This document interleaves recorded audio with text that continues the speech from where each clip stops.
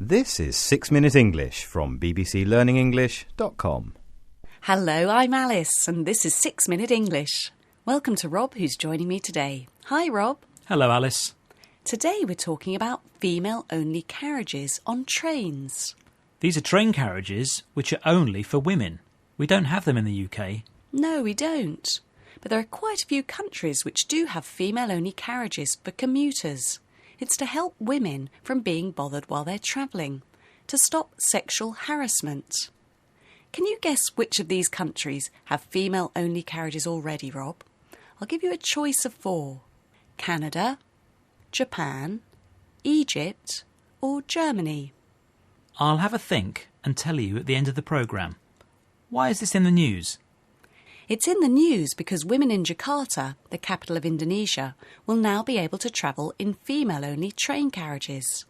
Here's part of a report by the BBC's Karishma Vaswani in Jakarta. The trains to the suburbs are always packed, with commuters trying to get from their offices in the city back to their homes. Female passengers have been complaining that some male commuters are taking advantage. By introducing women's-only carriages, the state-run rail operator wants to put a stop to sexual harassment. The company that operates the trains in this part of Jakarta say they had received lots of complaints about men taking advantage of women. Taking advantage.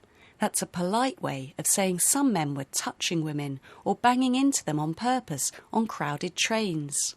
It is officially called sexual harassment. The state-run rail operator, the train company owned by the government, said that women were avoiding packed trains to avoid sexual harassment. So they've created women-only train carriages. They have even designed the train carriages to appeal to women, apparently. The carriages are made in Japan and have brightly covered pink seats. They're easy to spot. They're easy to spot. They stand out. They're easy to see from a distance. This woman, 22-year-old Yanti, a student in Jakarta, said she hopes the carriages will help stop sexual harassment on crowded trains.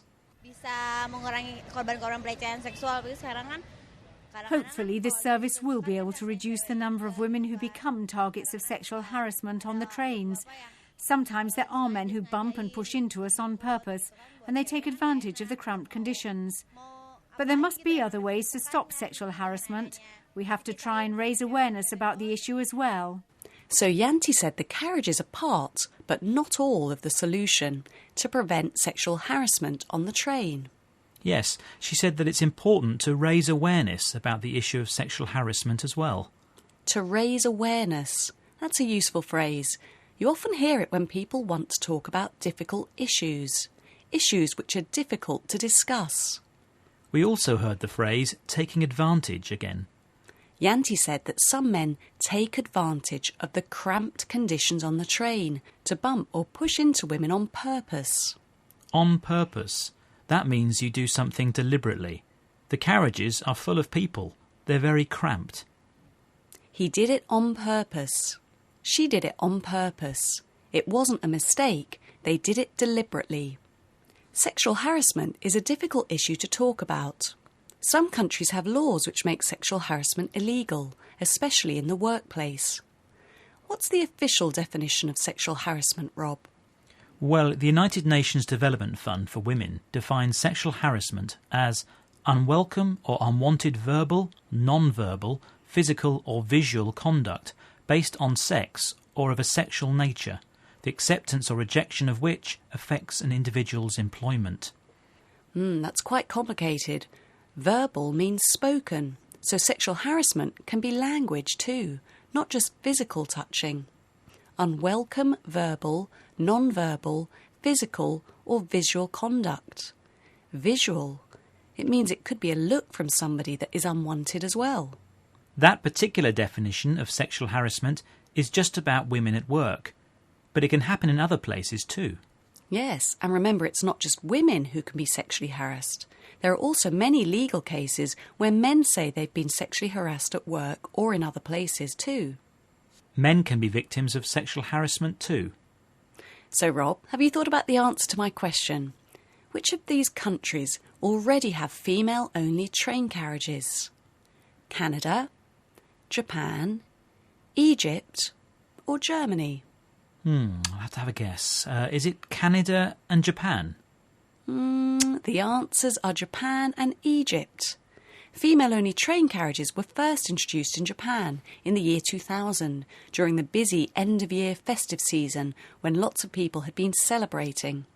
And you can also find female-only train carriages in Cairo, Egypt, Brazil, Malaysia and Taiwan. So before we go, Rob, shall we review some of today's language? Yes, of course. Female only.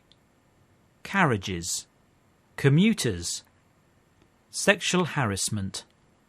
Taking advantage. State-run rail operator.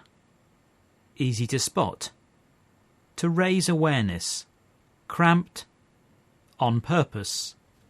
Verbal. Well, that's all we've got time for today. Thanks for joining us and see you next time. Bye. That was 6 Minute English from bbclearningenglish.com.